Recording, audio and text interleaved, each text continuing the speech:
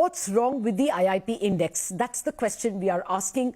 Three experts. I have been speaking with Dr. Gurucharan Manna, who is now a senior advisor at the NCAR, but is a former Director General of the NSO, the National Statistical Organization, which puts together the IIP. Dr. Sudipto Mundle, Chairman, Center for Development Studies, and formerly chaired a commission on real sector data, and fellow journalist Pramit Bhattacharya. Gentlemen, thank you for your patience. Well, collecting physical data has been a problem all these years, but we now seem to have a more ready and probably relatively clean data like the GST. So let me start there, Dr. Mundle. Do you think trawling the GST should be an easy task? It comes industry-wise, company-wise, sorting it should not be that big a problem. Is that a good point to start? Yeah. First of all, this has been on the cards, ever since the GST, the platform was created. But between an idea and translating that idea into action, there are many steps required. Yeah.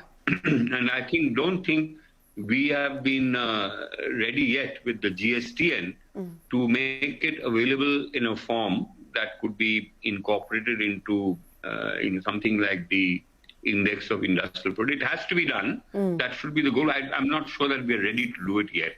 Okay. That being said, I want to make a couple of observations, and if I'm wrong, I hope Dr. Manna will correct me. Yeah.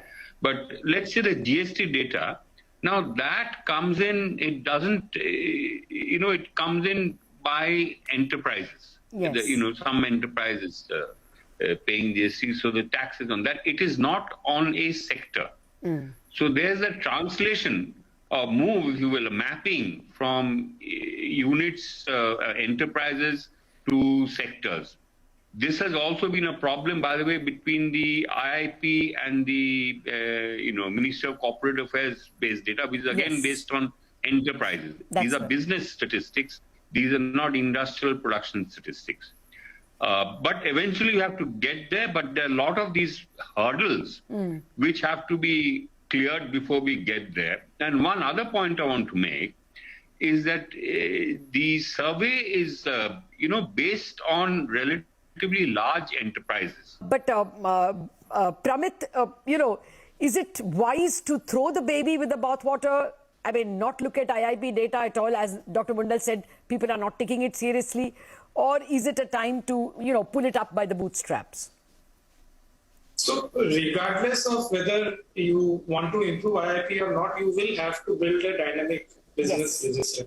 It is required for it will help in improving IIP, of course, but more importantly, perhaps it will help in improving the national accounts. And if you see, there was an implicit sort of admission that even the National Accounts Division is not very happy with the IIP when they moved to the new cities, because one of the things that they did was to use listed firms' data for capturing manufacturing GVA instead of IIP for the first rounds, later replaced by the MCA21. And they said it was an improvement, which meant that they also knew that IIP was not easy to fix. And yes, ASI data, if it is used, and especially in a chain-based manner, with a larger sample, as Dr. Manna recommended, can help improve things. But the ASI frame itself has been questioned. And for the longest time, they have been saying that they're trying to map ASI and MCA21. Even that has been difficult. Yeah. So these problems remain. There are hurdles in making these databases talk to each other. But that has to happen. I mean, we need a business register where we know that this part is manufacturing, this part is services, even within an enterprise. And we have to find a way to map all these key economic databases. Only then we can actually utilize the value of these data sets efficiently. This again, from the Narayan Commission till now, various committees have consistently emphasized that we need a dynamic business register. This project is ongoing. The GSTN is more interested in getting the money, not allowing anyone to escape the network, rather than, the fine details that economists and statisticians want. But it is a pity that we know nothing from the GSTN. We don't even know how much is services and manufacturing. I mean, can even an elementary categorization not be done? So 2 questions to you. One, should we completely overhaul and look only at tax data as a source of capturing production data? I think, yes, there is a necessity to look at the GSTN database, but whether that would really serve the purpose of IIP, as per the methodology what we are following now, I think that needs little re-examination. Okay. I think one needs to look at GSTN database carefully, whether this type of data is available, first point. Second, if GSTN database cannot be used because of its limitations, yes, as per the existing methodology, you see, the immediate solution should be probably, I mean, it may not be a fine solution, yes, but I think we need to take remedial measures to improve our existing product, which is very, very important. And IIP numbers, the quarterly growth rates, etc., as you are aware, these are even being used in the compilation of quarterly GDP estimates, yes, particularly for unorganized sector.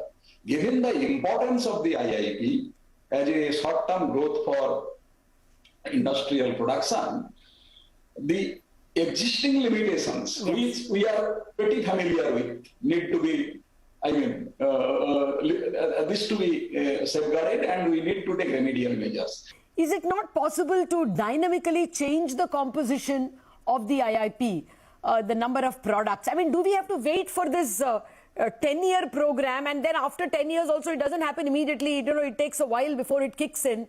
I can tell you something very simple. I don't think too many people are wearing saris these days, but I'm very sure in the textile category, saris will be taken into account, will be given a greater weight than perhaps jeans or, other attire for women.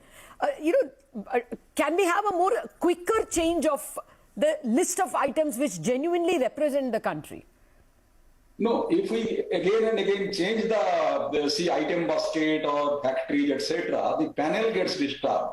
And once you change the item list year to year, where is the data with you? ASI data comes much later. Yeah. So I think we have to probably live with the existing approach, but whatever limitations we have in terms of, say, number of observations under an item, etc., we need to increase the coverage. Okay. And of course, change in the weighting diagram, okay, and quite frequent base revision.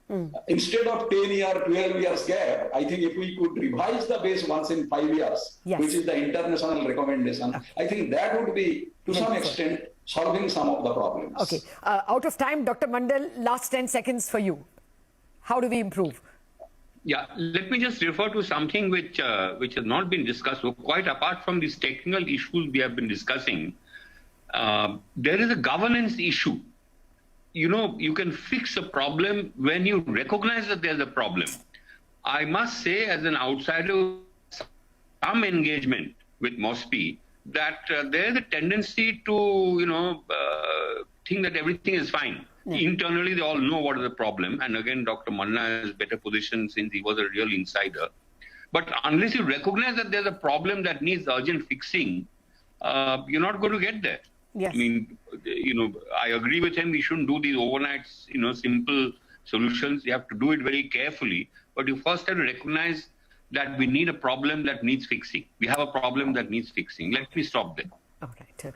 Take your point. Pramit, we will await more articles from you flagging off the problems in the IIP and other data that we use. Thank you very much, Pramit, Dr. Mundle and Dr. Manna. There is a recognition of the problems, but perhaps not by the authorities who need to change. And we await whether the IIP can be brought back to shape, or will it continue to be abandoned as an important indicator of economic growth.